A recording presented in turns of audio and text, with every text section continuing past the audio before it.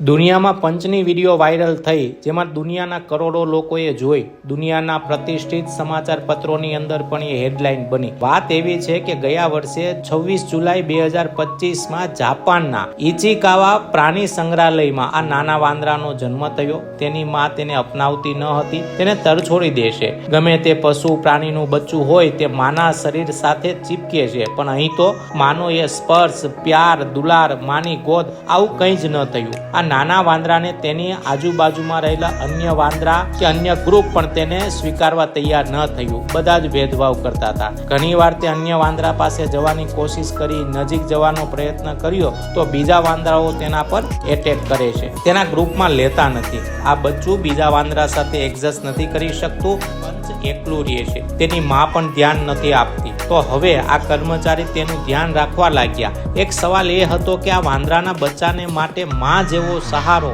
પ્રેમ ક્યાંથી લાવે? તેવી સુરક્ષા કઈ રીતે આપી શકાય? જ્યારે માં ન હતી તો કર્મચારીઓએ એક પછી એક વસ્તુ તેને આપી, જેમ કે ટુવાલ આપે છે, કપડાં, નાના રમકડા, જેથી તેને તેની સાથે ચીપકવાની આદત બને. અને છેલ્લે તેને નારંગી રંગનું આ રમકડું આપ્યું, જે તેને ખૂબ જ પસંદ આવ્યું. આજે તે રમકડું તેનો સૌથી મોટો સાથી બની ગયું છે. અને હવે આ નાનું બચ્ચું હંમેશા રમકડાને સાથે રાખે છે. પંચ આ રમકડાને એટલી મજબૂતાઈથી ભેટે છે જાણે તેની માં જ છે. જ્યારથી તેને આ રમકડું આપ્યું ને ત્યારથી પંચ તેને જ પોતાની માં સમજે છે. આ રમત નથી, આને કહેવાય એટેચમેન્ટ બિહેવિયર. આ રીતે મગજ પોતાને સારું એવું સુરક્ષિત અનુભવે છે. આ માત્ર એક જાનવરની વાત નથી, પરંતુ લોકોએ તેને પોતાના જીવનની વાસ્તવિક ભાવના સાથે જોડીને જોયું છે. આ વાર્તા એમની છે જે નાની ઉંમરે માતા પિતાને ખોવે છે, તેવા લોકોની છે જે ભીડમાં પણ એકલતાનો અહેસાસ કરે છે, એવા વૃદ્ધ લોકોની છે કે જેને સહારાની જરૂર છે.